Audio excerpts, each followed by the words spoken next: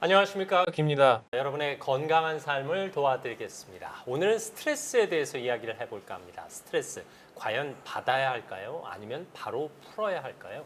정신건강의학과 전문의 신영철 교수와 함께하겠습니다. 어서 오십시오. 네, 반갑습니다. 안녕하세요, 교수님. 네, 반갑습니다. 요즘은 어떻게 지내세요? 뭐 놀며 쉬며 지냅니다. 네. 그래도 중요한 일 마무리하면서 병원도 퇴직할 준비를 하고 계신 거죠? 아직 조금 몇 달 남았죠. 네. 저는 이제 회사를 떠나 이렇게 야생으로 나왔습니다. 이 선배님으로 모시겠습니다. 아닙니다. 이 야생에서 함께해 주셔서 진심으로 감사합니다. 사실 스트레스에 대한 이야기는 뭐 예부터 남녀노소를 막론하고 가장 중요한 관심사가 아닐까 싶은데요. 스트레스를 그냥 받아야 할까요? 아니면 바로바로 풀어버려야 할까요? 얘기 하나만 하죠. 네. 안 받고 싶다고 안 받나요? 그건 내가 조절할 수 있는 문제가 아닙니다. 네. 왜냐하면 스트레스에 대한 정의를 여러분이 이해하셔야 되는데요. 인간의 몸과 마음이라는 것은 항상 일정한 상태를 유지하려는 습성을 갖고 있습니다. 네. 그걸 항상성, 호메오스테이시스라고 이야기합니다. 우리가 체온을 생각해 보면 쉽죠. 네. 아프리카에 가도 36.5도를 유지해요. 북극에 가도 같은 체온을 유지할 수 있습니다. 그렇죠. 이 항상성을 깨는 모든 자극을 우리는 스트레스라고 말합니다. 그러니까 쉽게 말하면 변화하는 모든 자극, 외적인, 내적인 자극이 전부 스트레스죠. 이걸 피할 수 있는 사람이 세상에 있나요? 없죠. 없죠. 네. 스트레스 자체는 우리가 피할 방법이 없는 것입니다. 문제는 스트레스의 양과 강도, 지속성도 중요하지만 그걸 내가 어떻게 받아들이고 수용하고 대처하느냐가 훨씬 더 중요하다는 뜻이죠. 네. 문제가 이 대처법이 잘못돼 가지고 이제 막 지속적으로 되면 이제 몸과 마음에 심각한 영향을 미치게 되고 특히 우리 중년 같은 경우는 조심해야 되는 것이죠. 그러면 조금 전에 항상성 말씀하셨는데 말씀하신 대로 체온은 특별히 아플 때를 제외하고는 적당히 유지가 되잖아요. 예. 근데 이 마음의 온도는 체온만큼 제대로 유지가 안 되는 것처럼 보이는데. 기본적으로는 변화가 오면 네. 우리는 그 변화에 적응할 수 있는 맷집을 가지고 있습니다. 근데 이렇게 사람마다 좀 차이가 나죠. 네. 문제는 아무리 맷집이 좋아도 너무 큰 스트레스 또는 지속적으로 계속되는 스트레스 마지막으로 제일 중요한 게 이제 여러 가지 동시에 오는 스트레스 동시에 한꺼번에 몰려온다. 이걸 견디기가 참 힘들으시죠. 예를 들면은 직장에서 이제 퇴직했잖아. 네네네. 집에 갔더니만 아내는 가출했네. 애가 대학 시험 떨어졌어. 친구가 퇴직금 갖고 날랐네. 동시에 막 다발적으로 이런 일어나면. 일이 벌어질 수 있을까요, 없을까요? 사실 살다 보면요, 우리 의지와 무관하게 그런 날이 옵니다. 정신과 의사인 저도 겪게 되잖아요. 내 노력이나 나의 대처만으로는 도저히 이길 수 없는 그런 스트레스 상황이 오게 돼 있습니다. 네. 그때 우리가 과연 그것을 버틸 수 있을까? 만약에 그때 그 주먹을 맞고 넘어진다면 다시 일어설 수 있을까? 이 무기를 우리가 평소에 만들어 놓지 못한다면 좀 극단적으로 말하면 어느 날 한 방에 가버릴지도 모른다. 그 무기를 지금부터 만들기 시작해야 되는 겁니다. 어쨌든 항상성 차원에서 보면 몸이 흔들리는 것보다 마음이 더 쉽게 흔들리지 않을까 싶은데 그렇죠. 그러면 스트레스는 마음이 받는 거예요? 아니면 몸이 받는 거예요? 몸과 마음은 각각 독립된 것이죠. 네. 아닙니다. 그래요? 몸과 마음은 정말 밀접하게 연결되어 있습니다. 우리 가끔 재원 씨는 뭐 성격이 무난해서 그럴지 모르겠는데 네. 가끔 엄청나게 긴장이 되었거나 너무나 중요한 막 긴장하는 상황에 들어갔거나 엄청나게 막 위에서 좀 구박을 받아서 네네. 스트레스 하면 체했다, 소화가 안 된다 그런 경험하신 분 있죠. 그렇죠. 네네. 스트레스를 받는데 왜 소화가 안 될까요? 내시경을 하면 이상이 없다 그럽니다. 그래요? 그리고 이런 얘기 듣죠. 신경 쓰이니까 신경 쓰지 마시오. 그런 얘기 많이 듣잖아요. 네네. 그건 병이 없다는 뜻이 아닙니다, 여러분. 많은 분들이 그때 이거는 병이 없는데 나만 아프구나. 그게 아니고요. 실제로 병이 있는 것입니다. 내시경은 구조를 보는 것이잖아요. 네네. 구조에 이상이 없다는 뜻입니다.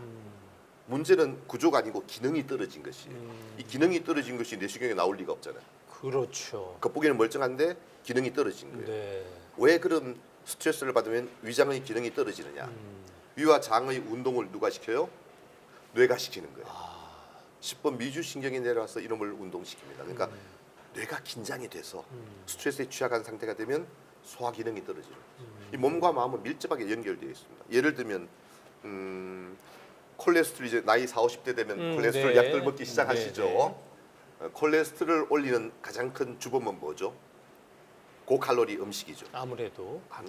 아 그래요? 스트레스입니다. 아 그래요? 에이, 그럴 리가 있나? 물론 그 콜레스테롤 수치를 올리는 것은 고칼로리 음식이 맞죠. 네. 그러나 문제는 이 콜레스테롤이 높으냐 낮으냐의 문제가 아니고 이게 혈관벽에 쌓이지 않느냐가 중요한 것이거든요. 아무래도. 네. 여기에 관여하는 것이 바로 스트레스입니다. 그러면 콜레스테롤도 그렇고 당뇨도 그렇고 고혈압도 그렇고 어떤 증상이 질환으로 될 때는 스트레스가 직접적인 영향을 미치나요? 그게 원인이라고 말할 수는 없지만 네. 이 병의 경과와 결과에는 엄청나게 중요한 영향을 미치는 것이 바로 스트레스다. 그러니까 몸과 마음은 따로 있는 것이 아니고 네. 함께 있는 것이다 생각하시면 되겠고, 물론 스트레스를 오래 받으면 마음에도 심각한 문제가 오죠. 그건 좀 이따가 다시 말씀을 네. 드리겠습니다. 이 마음이 먼저 받을까 몸이 먼저 받을까 궁금하기도 하지만 어쨌든 일상에서 스트레스를 받으면 왠지 무기력해지고 지치고 기운이 없어지고 얼른 눕고 싶어지고 이런 현상도 있고, 반면엔 쉽게 짜증이 나고 예, 예. 뭔가 도전하고 싶은 마음은 사라지고, 그리고 아무래도 화도 낼 때가 있고 예민해지기도 하고. 예, 예, 예. 네. 이런 거 보면 몸과 마음이 동시에 받을 수도 있겠다는 생각이 들어요. 그럼요. 네. 스트레스를 오랫동안 받게 되면 교감 신경이라는 것이 흥분하게 되죠. 네네. 지속적으로 이런 상태에 있게 되면 에너지가 많이 들게 되죠. 늘 피곤해합니다. 아 그래요. 똑같은 일을 하고도 머리는 계속 돌아가니까 에너지가 많이 들죠. 네. 거기다가 교감 신경이 흥분돼 있으니까 신체적으로도 많이 에너지가 들죠. 늘 피곤해하죠. 방금 말씀하신 것 중에 스트레스를 받으면 화를 낸다 그랬거든요. 네네. 이건 어떻게 이해를 해야 될까요? 왜 스트레스를 받는데 화가 나죠? 그러게 말이에요.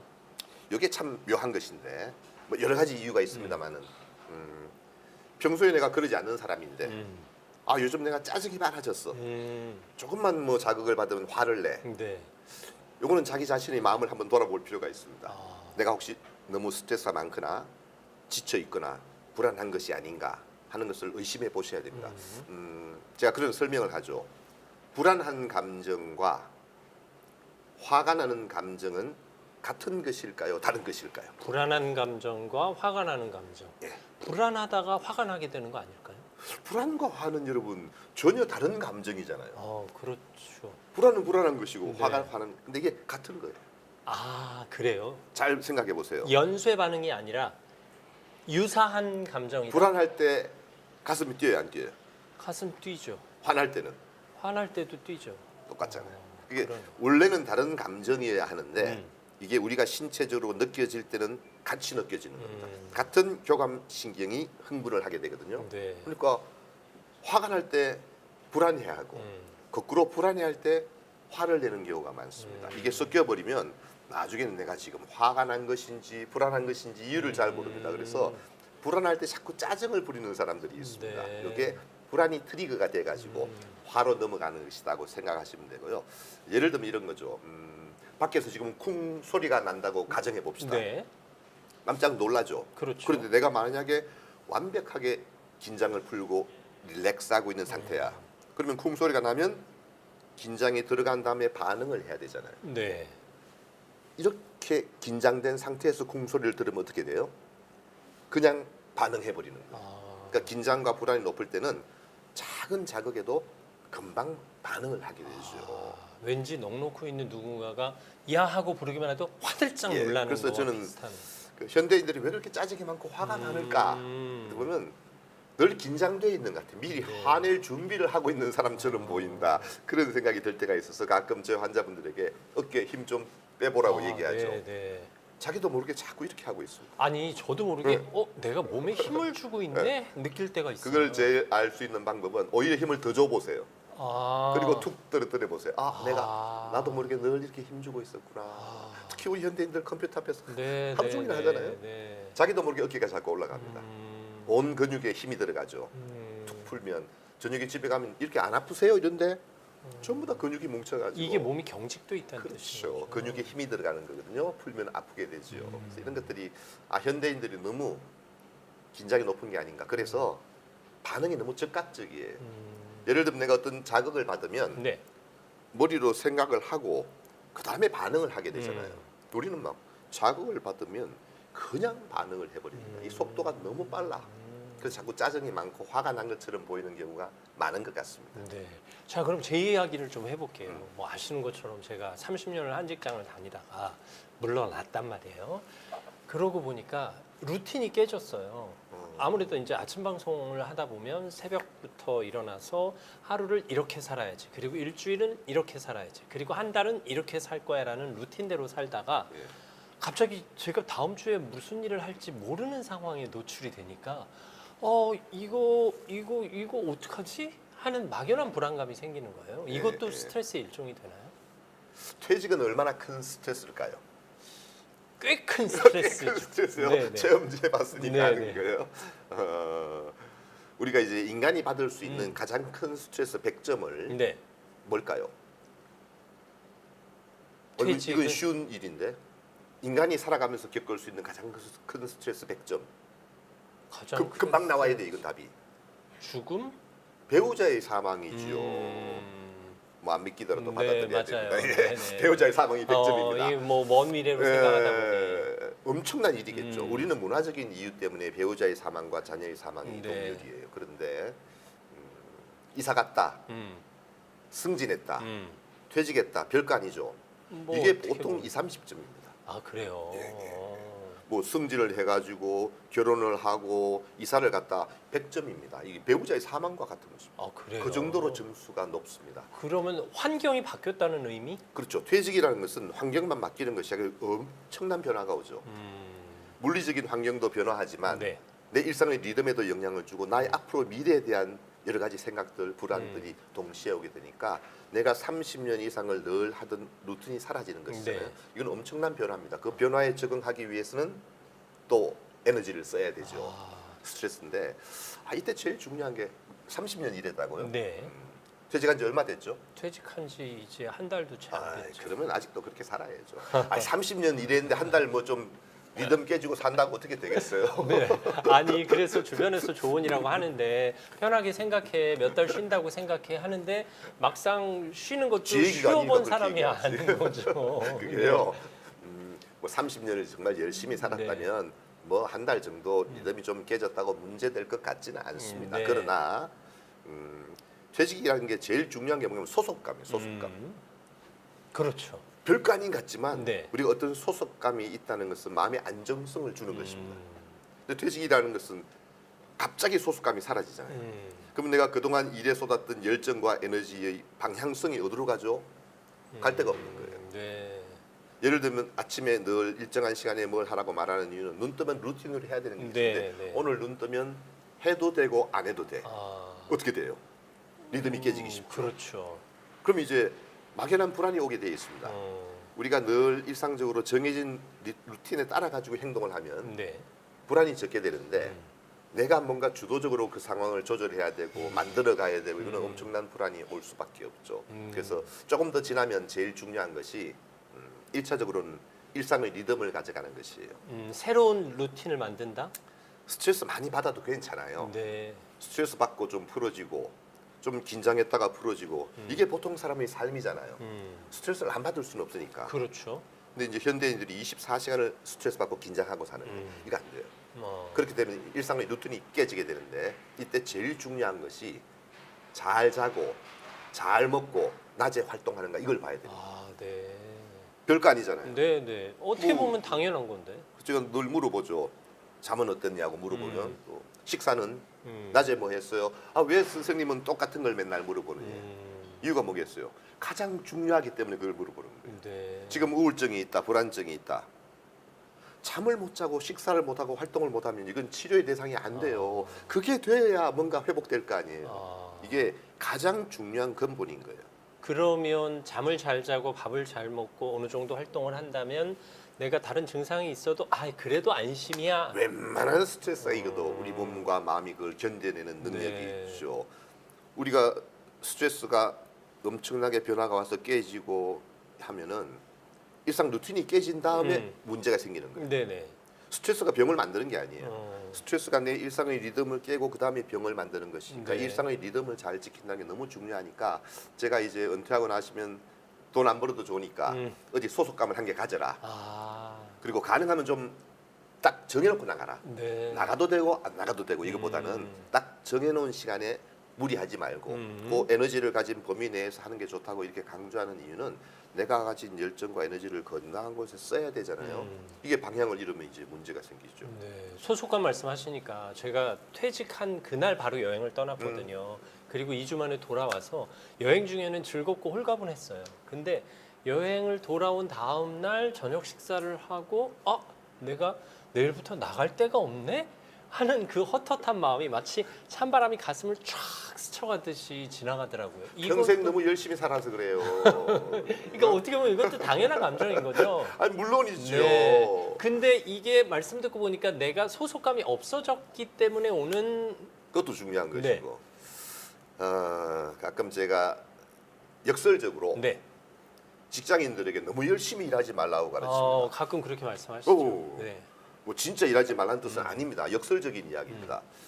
좀 미안한 얘기지만 정신과 의사를 찾아와서 네.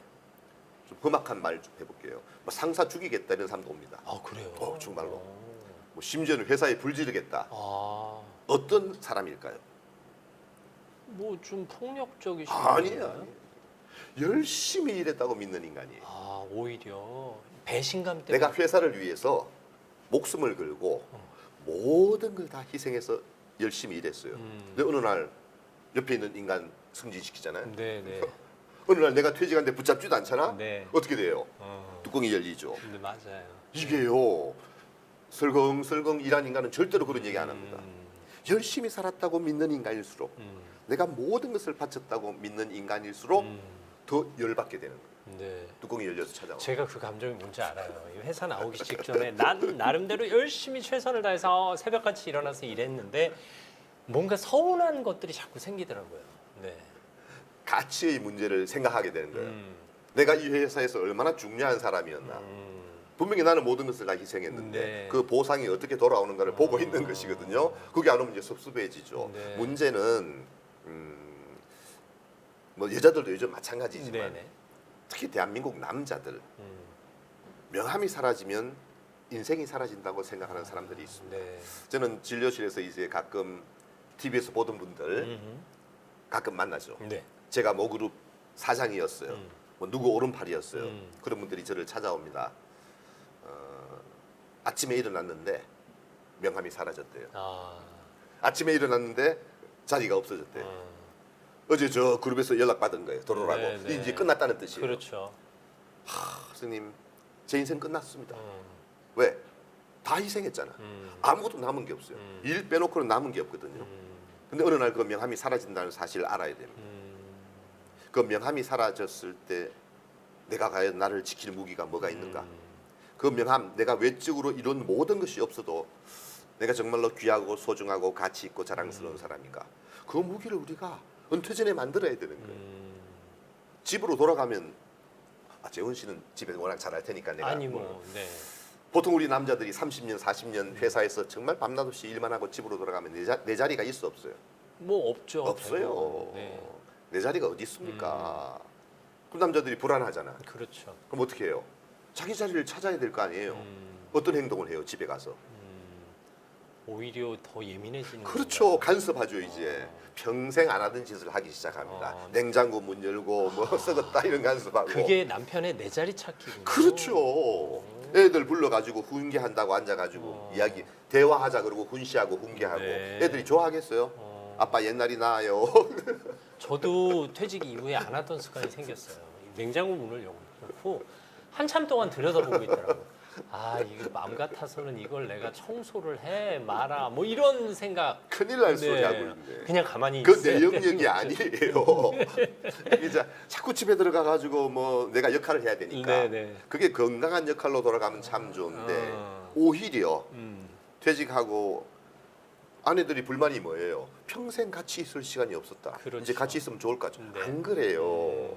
어? 하던 대로 해야 되는 거예요. 이제 적절한 거리를 유지하면서 네. 가까워져야 되는데 이게 내 자리가 없어지니까 자꾸 침범하게 되거든요. 이게 이제 문제가 생기는 경우가 꽤 많습니다.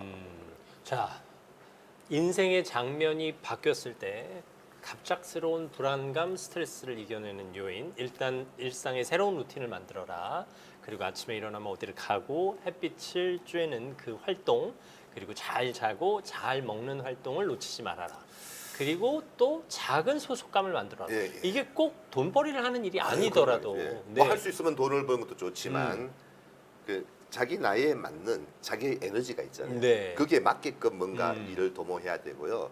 둘째는 가끔 명함만이 무기인 사람들이 명함이 사라지면 어디 모임에도 가지 않습니다. 그런 경우 있죠.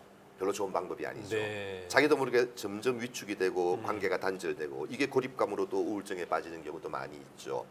뭐 가서 자랑질을 할 건 없지만 그래도 내가 좋아하는 사람들과의 이렇게 네트워크는 늘 유지하고 있도록 하는 게 좋죠. 물론 불편하면 안 가셔도 돼요. 네. 자기가 좋아하는 곳에 가서 좋은 사람들과 나이 들어서 막 내가 좋아하지 않는 사람들과 막 관계를 좋게 만들려고 노력하는 건 별로 도움이 안 됩니다. 차라리 내가 편하고 좋고 이런 사람 만나가지고 또 이야기도 나누고 지지도 받고 그런 것들은 대단히 중요하죠. 할 수 있다면 자기만의 무기를 만드는 게 필요한데요. 평생 놀아본 적이 있나요? 딱히 놀아본 기억은 없죠. 대한민국 남자들이 비슷해. 네. 여자들도 마찬가지지만 열심히 산 사람일수록 시간 보내는 법을 모릅니다. 어떻게 보면 그래요. 네, 뭐 휴가도 그냥 간신히 일주일 얻어서 바로 갔다 오고 뭐 이런 느낌이니까요. 그러니까 시간을 주면요 이걸 어떻게 해결해야 될지 모르는 분들이 많습니다. 그래서 자기만의 무기를 저는 요즘 글 쓰라 그러거든요. 아, 그래요? 물어봐요. 글 쓰는 거 좋아하는가? 어, 혹시 그림을 그리는 거 좋아하냐? 운동을 좋아하냐? 뭘 좋아하는지 네. 이렇게 찾아보라 그러는데요. 한 번도 해본 적이 없으니까 사실은 자기가 뭘 좋아하는지 몰라요. 사실 글도 쓰던 사람이 쓰고 그림도 그리던 사람이 그리고. 어디 책 내라 소리가 아니에요. 네. 자기만이 살아온 스토리를 좀 한두 줄씩 적어보기도 하고 그러면요 자기가 살아온 이 자서전이 됩니다. 예를 들면 그런 것도 되게 좋아하는 사람이 있고 제 환자분 가운데 한 분은 은퇴하고 화가가 된 분도 있습니다. 아, 그래요? 전혀 자기가 그런 소질이 있는지 몰랐대요. 아, 심지어 전업화가처럼 그럼요. 그림만 그리시는 거예요? 유명한 화가가 됐습니다. 심지어. 뭐 운동이 좋다, 뭐가 좋다 그렇게 생각하지 마시고 네. 나한테 맞는 걸 찾는 겁니다. 아, 그러니까 나이가 들었으니까 면역도 떨어지고 내가 스트레스를 관리해야 되겠다, 운동하자 그런 생각하지 마십시오. 그러니까 목적을 가지고 뭔가를 하는 것은 저는 개인적으로 별로 추천하지 않습니다. 내가 좋아하는 뭔가를 하다 보니 이게 몸에도 좋고 마음에도 좋은 게 우선이죠. 의도와 목적보다는. 그렇죠. 이건 몸에 좋은가 나쁜가, 운동은 스트레스에 좋은가 나쁜가 그런 생각하고 운동하면요 더 스트레스 받습니다. 그러면 말씀을 듣고 보니까 스트레스를 풀려고 노력하기보다는 그냥 받아들이라는 뜻처럼 들리네요. 1번 단계가 바로 그거죠.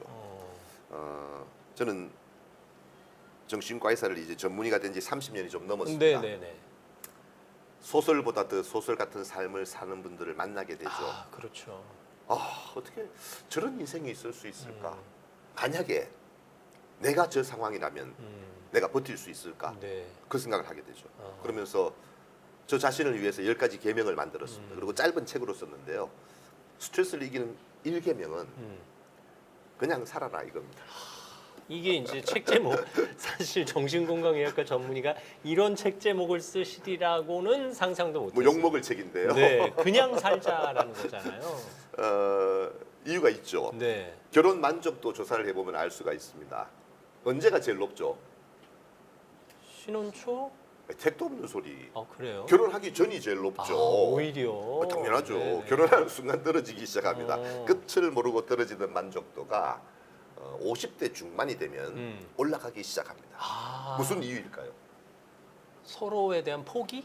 포기했다는 뜻입니다. 네. 내려놓음인 거고. 이 왼수를 바꾸려고 20년 용 썼죠.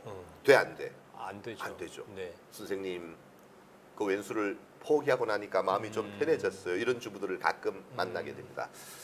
그것은 포기가 아니고 수용이라는 것입니다. 받아들임. 이 그냥 살자의 그럼 그냥이라는 단어가 내가 겪는 스트레스, 아픔, 고통을 받아들이자의 의미가 강한 거군요. 그렇죠. 상대를 변화시키려고 노력하잖아요. 네.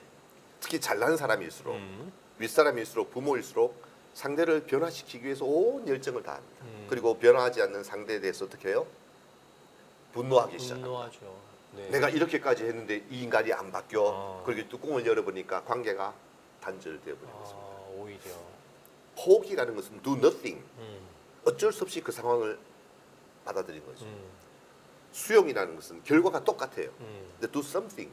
내가 적극적으로 거기에 나서서 뭔가를 한다는 뜻입니다. 그러니까 결국은 포기하라는 뜻은 대충 살아라든가 뭐 느긋하게 살아라든가 그런 뜻이 아닙니다. 열심히 살아야죠. 열심히 살아왔잖아요. 열심히 살죠. 그렇죠. 네네. 현실을 똑바로 인식하라는 뜻입니다. 그 현실 가운데 내가 진짜로 할 수 있는 일, 해야 할 일에 초점을 바꾸자는 뜻입니다. 상대를 변화시키려는 열정과 에너지를 어디에 쓰게 돼요? 나 자신을 위해 쓰게 돼요. 놀랍게도 관계가 좋아지더라는 뜻입니다. 오히려. 그게 바로 스트레스를 이기는 첫 번째 단계, 포기 아니 수용이라는 뜻입니다. 네.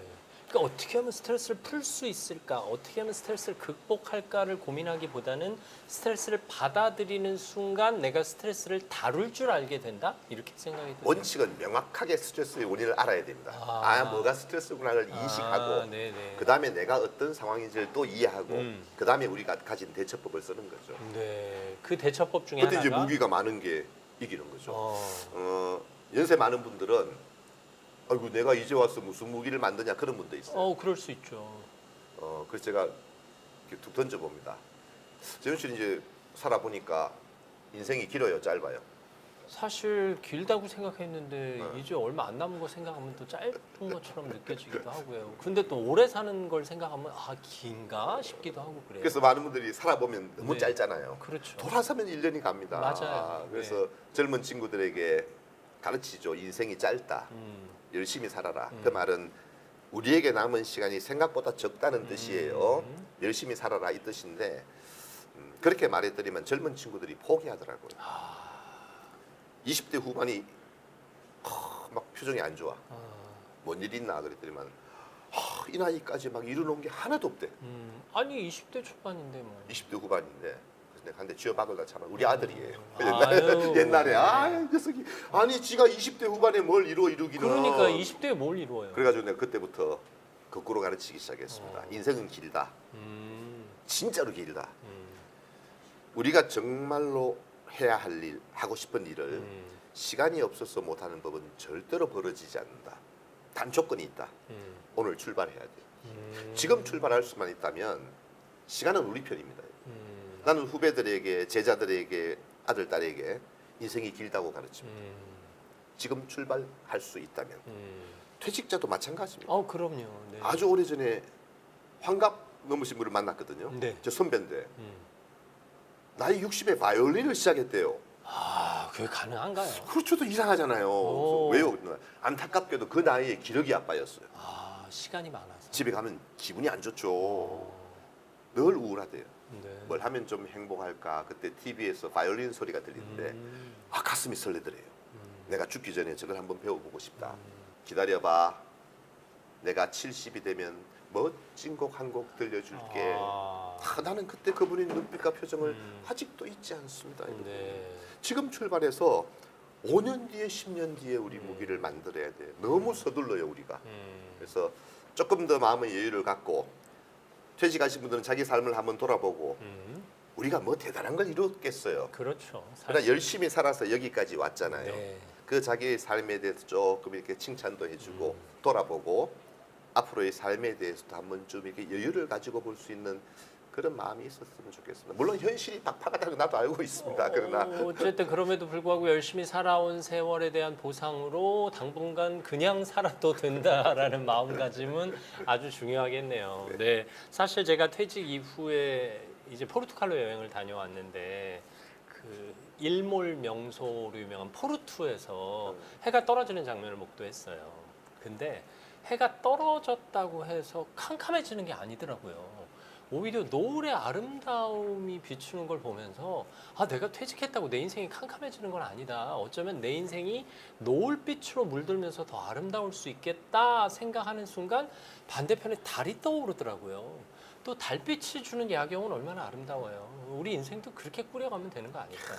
재원 씨가 이 퇴직가 되면 시인이 됐습니다. 아닙니다. 네. 이게요. 네. 중요한 얘기잖아요. 네. 역할의 변화일 뿐이에요. 역할의 변화인데 네. 자꾸 젊은 시절의 역할을 그대로 가려고 하면 아무래도 욕심이 되죠. 맞아요. 나이가 든다는 것이 제 개인적으로도 그렇지만 이 생산만이 선인 사회에서는 나이가 든다는 게 결코 바람직한 것은 아닙니다. 네. 당연히 내 열정과 에너지는 식을 수밖에 없고 줄어들 수밖에 없고 거기에 맞게끔 하게 되고 젊은 친구들하고 비교하고 제가 어떻게 같은 열정과 에너지로 성과를 낼 수 있겠어요? 당연히 줄어드는 것입니다. 과거에는 우리가 존재한다는 것만으로 어르신의 가치가 있었거든요. 네네. 지금 그 가치가 사라지는 세상이 되는 거예요. 생산해야 가치가 있는 것처럼. 물론 그런 우리 사회적인 문화도 변화해야 되지만 자기 스스로에 대해서도 가치를 부여할 수 있어야 됩니다. 그래서 저는 나이가 들고 은퇴를 한다는 것이 역할의 변화일 뿐이지 역할이 사라지는 것이 결코 아닙니다. 꼭 생산하는 것만이 선이 아니고 내 상황과 나이와 또 에너지에 맞는 자신만의 역할을 찾아가도록 한번 노력해보는 것도 좋을 것 같습니다. 인생의 한 장면이 바뀌면서 환경의 변화로 인해 미래가 불투명해졌을 때 불안감을 느끼시는 분들, 또 그걸로 인해 스트레스 받으시는 분들, 일단 잘 먹고 잘 자고 활동하고 일상의 루틴을 회복하고 어떤 방법으로든 작은 소속감을 만들고 그리고 웬만하면 스트레스를 수용하고 그냥 살아보는 노력이 우리의 행복한 삶을, 건강한 삶을 보장할 것이다. 이렇게 말하는 저도 잘 안 되는데 네. 저도 이제 한 9개월 지나면 정년퇴직을 해야 되는데 네네네. 아내가 뭐 할 건가 물어봐요. 택시 운전할 건데 그랬더니 그걸 이렇게 보더라고요. 웃어요. 그 의미가 뭔지 알고 있어요. 저는 약간의 설렘도 있고 네네. 많은 두려움이 있어요. 왜냐하면 늘 소속돼 있다가 새로운 세상으로 나가야 하니까 준비는 안 돼 그러니까요. 있죠. 네. 100세 시대를 준비해라 썰입니다. 우리가 살아오면서 언제 100세 시대를 준비하고 그러니까요. 한 달 한 달 먹고 살기 바빴는데 언제 맞아요. 뭐 재산을 쌓아놓고 아유 그런 인간은 여러분 별로 없습니다. 그냥 그렇게 살아서 여기까지 온 겁니다. 그러니까 네. 저도 이제 고민을 하게 되는데 왜 제가 택시 운전을 얘기했는가 하면 과거의 경험이 있었죠. 아, 그러세요? 제가 책에도 썼습니다만 학회를 갔는데 어디 택시를 탔어요. 어디 호텔 갑니다. 그러니까 기사분이 답이 없어요. 보통 내가 그러잖아. 네네. 이상한 거예요. 그때 찝찝하잖아. 안 들은 것 같기도 하고 안 들은 것 같기도 하고 좀 더 크게 얘기했어요. 무슨 동에 있는 무슨 호텔 갑니다. 답이 없어요. 그리고 반쯤 고개를 돌리더만 차가 출발하더라고. 알아들었다는 뜻이에요.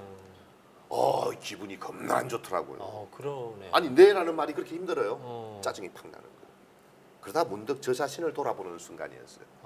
나는 혹시 환자분이 들어올 때 혹은 제자들이 네네. 연구원들이 결제받으러 올 때 뭔가. 내가 저 표정으로 그들을 맞아준 게 아닐까 섭섭한 순간이었어요. 그리고는 또 한 명의 택시기사 생각이 났어요. 아주 오래전에 IMF 시절에 네. 새벽 5시에 택시를 탔어요. 젊은 기사가 반갑게 나를 맞아주는 거예요. 선생님 어디 가세요? 병원 갑니다. 의사 선생님이세요? 예. 심퉁맞게 대답했죠. 좋으시겠어요? 저도 요즘 행복합니다. 젊은 친구예요.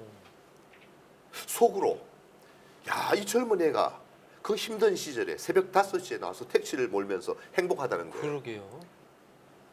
속으로 이제 좀 그런 생각이 들었죠. 이 별놈 다 본다. 좀 미안해요. 네네. 마음속으로 그렇게 아니 드는 뭐 거예요. 그럴 수는 있죠. 네. 선생님, 남들은 실직 걱정하는데요. 저는 택시를 해서 너무 좋아요. 그럴 수 있죠. 제가 어제 지방을 갔는데 27만 원을 벌었지 뭡니까? 이런 얘기를 계속 하는 거예요. 내가 좀 짜증이 났어요. 내가 새벽 5시에 택시를 탄 거는 빨리 병원 가서 글을 마감해야 되는데 이 친구가 자꾸 짓거리니까 짜증이 나잖아요. 그래서 건성건성 대답했는데요. 병원 내렸는데 6,900원이 나왔어요. 7,000원 주고 내렸죠. 한참 가는데 누가 불러요. 선생님 그런 거 보니까 택시 기사가 택시를 세워놓고 날 쫓아오는 거예요. 왜요? 그리고 환한 미소를 짓더니만 나한테 다가와서 내 손을 이렇게 잡아요. 그리고 나의 손에 뭔가를 쥐어주었어요. 뭐겠어요? 설마 잔돈? 200원이었어요. 네. 이게 뭐지? 이렇게 보니까 씩 웃어요. 선생님 이렇게 일찍 오셨는데 커피 한 잔 뽑아 드셔야죠. 오늘 힘내세요. 행복하게 보내시고요. 아유. 그런데요. 뒤로 이렇게 돌아서는데 눈물이 나더라고요. 의사라는 인간이 뒤에 앉아가지고 인상 뻑뻑 쓰고 물어도 대답도 신통찮고 가려다가 생각하니까 마음이 무거웠던가 봐요. 선생님 커피 한 잔 드시고 오늘 힘내세요. 어떻게 저렇게 살 수가 있지? 분명히 나보다 힘든 사람이었을 거예요. 내가 지치고 힘들 때 그가 나의 손에 쥐어줬던 그 200원을 잊지 않습니다. 나는 그가 얼마나 많은 것을 이루었는지 가졌는지는 모릅니다. 그러나 정말로 작지만 저렇게 세상에 선한 영향력을 미치며 살 수 있다면 저 사람의 삶은 성공한 삶일 거다. 이제 평생 잊혀지지 않는 IMF의 새벽이었습니다. 우리는 이 두 사람 가운데 어떤 삶을 살고 있죠? 그러게요. 어떤 삶을 살고 싶습니까? 그건 이제 우리가 선택하는 것입니다. 그래서 제가 택시 운전한다니까 아내가 씩 웃더라고요. 작지만 이제 우리의 역할이 있는 거예요.